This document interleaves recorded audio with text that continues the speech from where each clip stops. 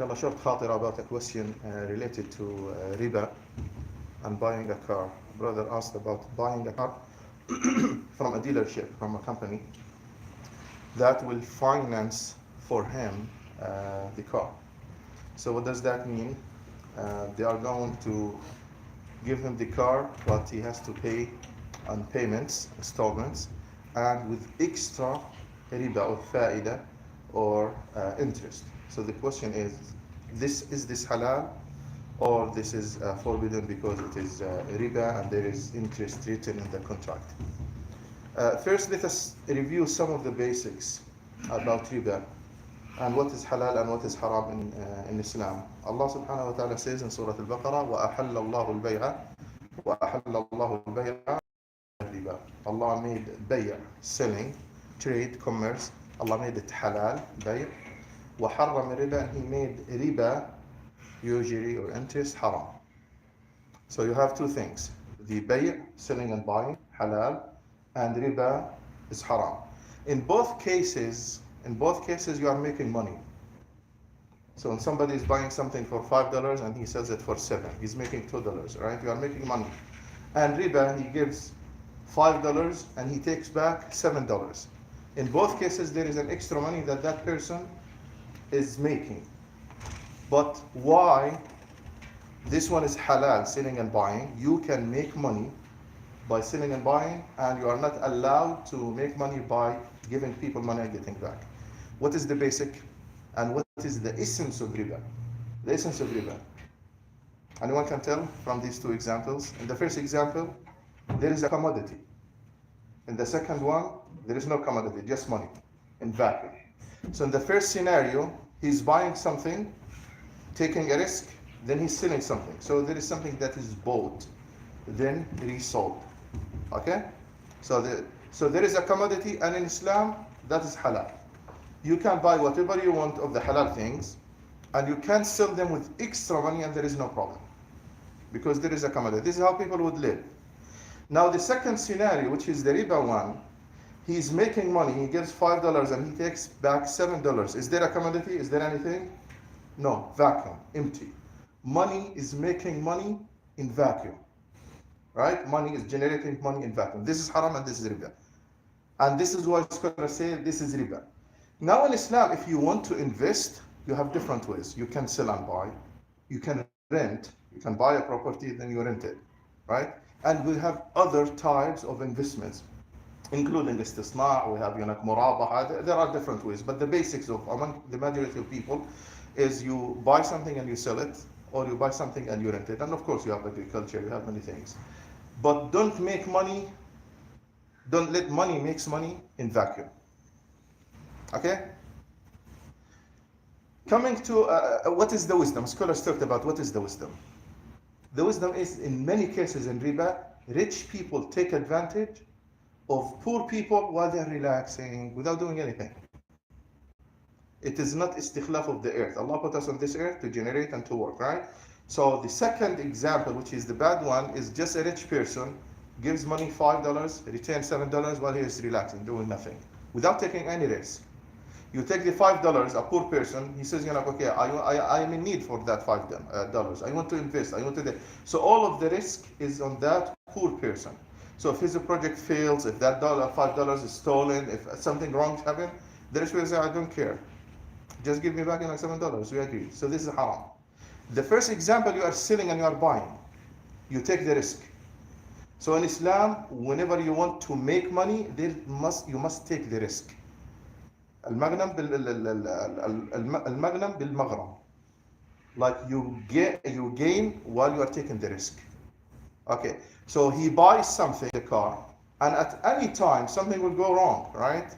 Or he buys a house, a tornado or something will happen. So he's taking a risk. Then he sells it or he rents it. So there is a risk on this side. We don't want rich people to take advantage, make money out of money with nothing, in vacuum, empty blank, nothing. So now coming to the majority of the transactions of the banks, what happens when you go to the bank? Usually there are three people involved, or three parties involved in the transactions. You want to buy something, a car, in this case, the person who wants to buy a car. and the dealership that is selling the car, and someone who's financing, somebody who's giving the money. Okay? So what happens usually? Somebody goes to the dealership and he says, I want to buy the car, but I don't have enough money. So the dealership immediately contact the bank and facilitate a loan. So the bank will pay to the dealership on your behalf or on my behalf. So you have three people. So what the bank, for example, the car is 5,000, okay? So the bank gives the dealership 5,000 and he tells me, for example, or tells you, give me back 7. Okay? Now your relation, you think that you are directly dealing with the dealership, but you're not dealing with the dealership. You are dealing with the bank. The bank paid the money on your behalf, and you are paying back the bank extra money. Now, how the bank is making enough money? Is he taking a risk? Any risk? Is he like buying the car, then selling it to you? No. Islamic banks in Jordan and other countries, they sell the car, then they sell it to you. Okay, they sell the car, then they sell it to you. They buy it. They buy the car, then they sell it to you. Buy it for 5,000. This is Islamic banks in Jordan. Then they sell it to you by 7. Okay, so this is somehow they are taking a risk, although it is temporary, and scholars not all of them agree, because it is immediately transaction. They say you must take a full responsibility for the car. So at least put it in your garage or dealership for 1 day. The best bank in dealing with that, the Kuwaiti bank. They have their own dealership. Then you go and you say I need this car. I take it for 7,000 instead of 5,000. That will be fine. But banks deal with money. They don't like commodities. Okay, bankers, they don't care about houses. They don't care about they don't want to take risk. They want just white collars sitting behind computers and having the money. This is what they want. They don't want to take any risk.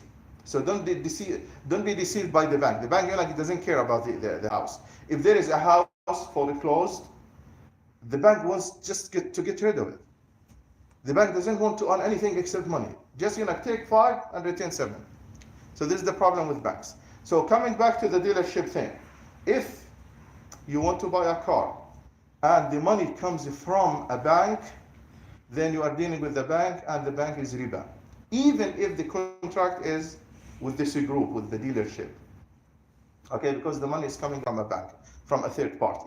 But sometimes there are some dealerships, and maybe we should do a research. I did not do a research. There are some dealerships or companies that they have their own bank and they own it. They have their own bank and they own it. In that case, some scholars tolerated that as they tolerated foreclosed houses from the bank. Not all scholars, but some of them.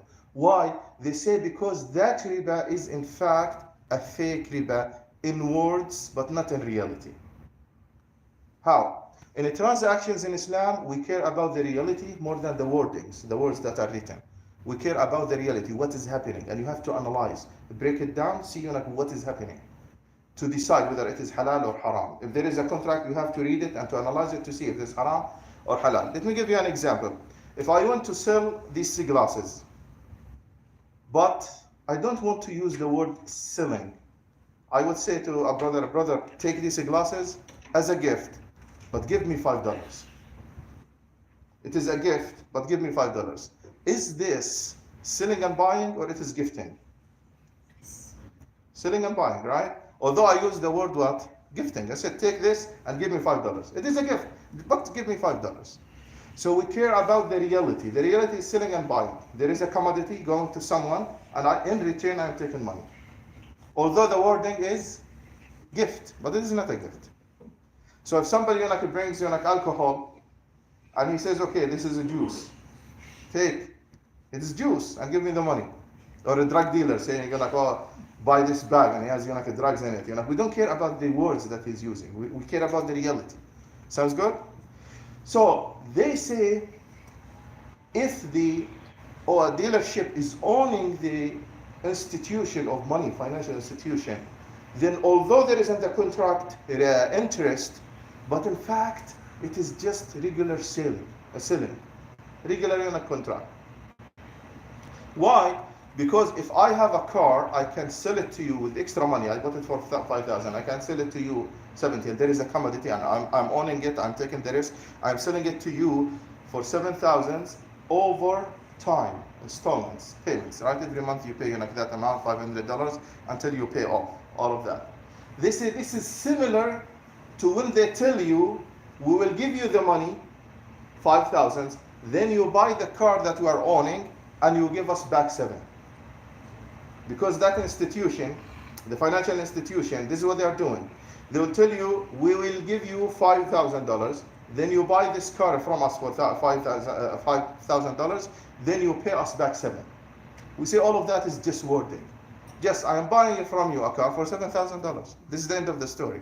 There is a commodity, and I am buying it from you, and you owned all of that in a commodity. You're like, either you give me the money and you turn it back to you, or whatever. You're like, the end of the, just make it short. I am buying it from you, a car for $7,000 over a period of time. So this is why they say it is a fake interest. But the problem is, sometimes they have some article saying, if you are late, then you pay that. And this is a problem in America that nobody escapes from. All of you, anyone who rents or buys a house or has a house, all of us are involved indirectly, unfortunately, with riba. Other than that, you don't even get electricity or water. If you are late, you pay late fees. All of that is riba, Islamically. But you are forced to. And in Islam, if somebody is forced to, for example, for car insurance, for medical insurance, for late fees, all of these are among the things that are accepted because you are forced to do that. Okay? So back to that contract, if the dealership owns the institution, the financial institution, so the reality is you are buying a car for $7,000. Although in the contract it says, we'll give you 5 and you retain 7. It is fake one. Coming to foreclosed houses, somebody defaulted. He did not pay to the bank a house, like the payments of the house. What will happen? The bank will take the house. But the bank doesn't like houses. The bank wants money, just dealing with money. So what will happen? Immediately they send it to the market and they want to sell this house. But the bank loves money. So it's not going to tell you that I'm selling you a house. He will tell you this house is for $300,000. Okay, what do they say? They say, we will give you $300,000, then you pay it, you buy the house from us, then you pay us back $500,000. Is this real riba or it is a fake riba? Even Amjad scholars, there are 2 of them, including Sheikh Ma'an al-Qudha, who say this is a fake riba. It is not even a real riba. There is a house, the bank is owning a house, and I am buying it for $500,000. That's it. Others said no, but they are giving you money, 300, and you retain 500. The first group, they said it is just fake, this is wording. And in transactions, we care about the reality more than the wording. So some scholars tolerated foreclosed houses. If somebody is interested, instead of just going to guidance, you can go to foreclosed houses, adopting this fatwa that riba is not, because the bank is owning the house and you are buying a commodity and there is extra money because you are buying a commodity over a period of time. Back to the last point, the car dealership. If the car dealership owns partially the financial institution, if they own it partially and they have another partner, then you should not be involved. So ask the dealership, do you own the financial institution completely, or it is 1%, 2%, or 10%, or 20% owned by somebody else? If it is owned by somebody else, then the money that is coming to you from that partner, the share that is coming from that partner, you are returning back with more extra, with no commodity from that partner, not from the dealership. You get the point? So from the dealership, it will be fine because he's selling you the car and they are owning the car. But from the partner, he's benefiting from the money. For what? He did not take any risk. Just giving you money and taking money back. One of the solutions is go to the dealership and tell them, I want to buy a car from you with 0 interest. Calculate all of your money and late fees, what you call it, interest and all of that, and just give it to me. How much you need? And instead of telling me 5,000 the car and 2,000 interest, just I'll buy it from you for 7,000. And they will find it strange. They will say, why? It is the same, right? But we tell them it's not the same.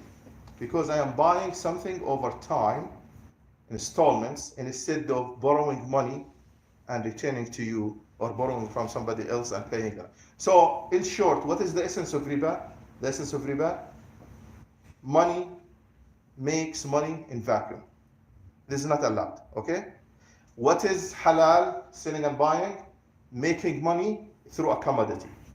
Okay. وأحل الله البيع. Allah made it halal بيع. وحرم الربا and made riba haram. والله تعالى أعلم وصلى الله عليه وسلم. جزاكم الله خير.